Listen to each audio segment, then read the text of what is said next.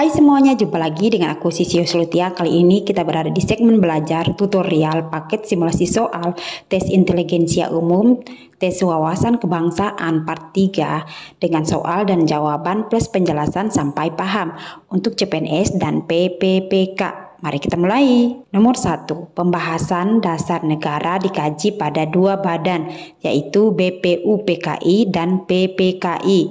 PPKI dibentuk pada A. 7 Agustus 1945, B. 1 Juni 1945, C. 10 Juli 1945, D. 18 Agustus tahun 1945, dan E. 22 Juli. Jawabannya adalah A. Dengan pembahasan PPKI atau Dokotritsu Junbi Inkai dibentuk pada tanggal 7 Agustus tahun 1945 setelah pembubaran BPUPKI. PPKI dipimpin oleh Insinyur Soekarno sebagai ketua dan mempunyai 21 orang anggota. Nomor 2, pokok-pokok pikiran yang tercantum dalam pembukaan Undang-Undang Dasar tahun 1945 dapat dikategorikan ke dalam 4 pokok.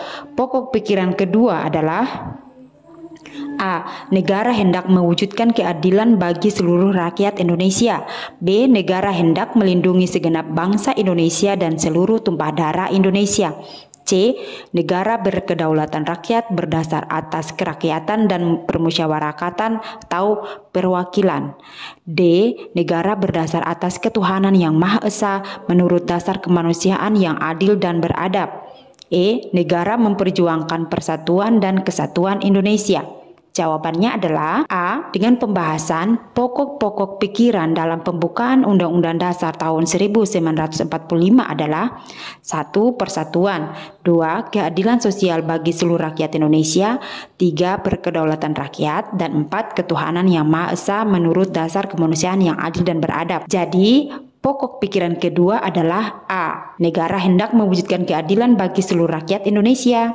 Nah, ini dia yang poin kedua ya. Nomor 3, setiap produk hukum yang dihasilkan di negara ini tidak boleh bertentangan dengan sumber dari segala sumber hukum di Indonesia, yaitu A. Ketetapan MPR, B. Undang-Undang Dasar tahun 1945, C. Pancasila, D. Dekrit Presiden tahun 1950, E. Proklamasi. Jawabannya adalah C. Dengan pembahasan sumber dari segala sumber hukum di Indonesia adalah Pancasila. Nomor 4, Pancasila sebagai way of life dalam kehidupan bermasyarakat, berbangsa, dan bernegara. Dalam konteks ini, Pancasila memiliki makna sebagai A.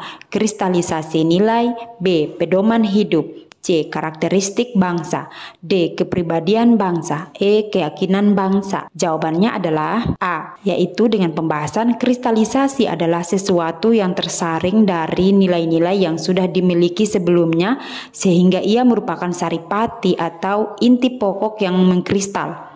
Telah terbentuk dari perjalanan sejarah bangsa Indonesia yang baik dan cocok bagi bangsa Indonesia yang kemudian ditetapkan menjadi pandangan hidup atau way of life. Nomor 5, hubungan kausal organis antara Pancasila, pembukaan Undang-Undang Dasar tahun 1945, dan batang tubuh Undang-Undang Dasar 1945 mengandung 4 hubungan seperti di bawah ini, kecuali A. Ditetapkannya dasar negara Pancasila, B. Negara Indonesia ialah berbentuk republik, C.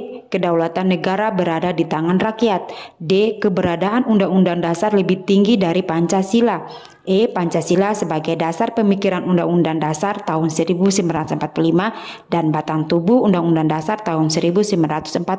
Jawabannya adalah D. Undang-Undang Dasar tahun 1945 berada di bawah Pancasila karena penyusunan Undang-Undang Dasar 1945 berdasarkan Pancasila. Nomor 6, Pancasila pernah ditetapkan sebagai satu-satunya asas dalam berbagai bentuk organisasi, massa maupun parpol. Saat ini Pancasila telah dikembalikan fungsinya, yaitu A. Tetap sebagai satu-satunya asas, B. Cita-cita organisasi massa dan politik, C. Sebagai dasar negara, D. Sebagai pandangan hidup bangsa, E. Sebagai ideologi bangsa. Jawabannya adalah C. dengan pembahasan Pancasila sebagai dasar negara yang sering disebut sebagai falsafah negara. Kemudian dipergunakan sebagai dasar negara mengatur pemerintah negara atau sebagai dasar untuk mengatur penyelenggaraan negara. Nomor 7, perwujudan kesadaran manusia sebagai makhluk berakal budi yang menunjukkan harkat dan martabatnya, dan dengan tingkat kesadaran inilah maka harkat martabat manusia tetap luhur atau sebaliknya. Perwujudan kesadaran tersebut adalah berbentuk A. Konsep hidup, B. Akal sehat, C. Norma, D. Nilai, E. Kecerdasan intelektual. Jawabannya adalah B.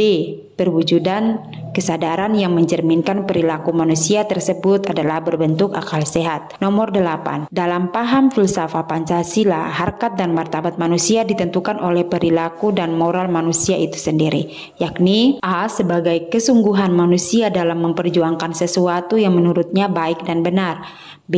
Perilaku yang senantiasa merujuk pada setiap situasi yang sedang dihadapi, C. Sikap kepribadian manusia yang baik, benar, semangat, dan tercermin pada mental dan batin pelaku, D. Sikap manusia yang bersumber pada kebutuhan hidup sehari-hari, E. Sikap manusia berdasarkan kualitas pendidikannya. Jawabannya adalah C. Dalam paham filsafat Pancasila, harkat dan martabat manusia ditentukan oleh perilaku dan moral manusia itu sendiri, yakni sikap kepribadian manusia yang baik, benar, dan bersemangat tercermin pada mental dan batin pelaku. Nomor 9. Pancasila sebagai way of life dalam kehidupan berbangsa, bernegara, dan bermasyarakat. Dalam hal ini Pancasila memiliki makna sebagai A. Karakteristik bangsa, B. Kepribadian bangsa, C. Ciri-ciri warga negara, D. Pedoman hidup, E. Kristalisasi nilai. Jawabannya adalah D.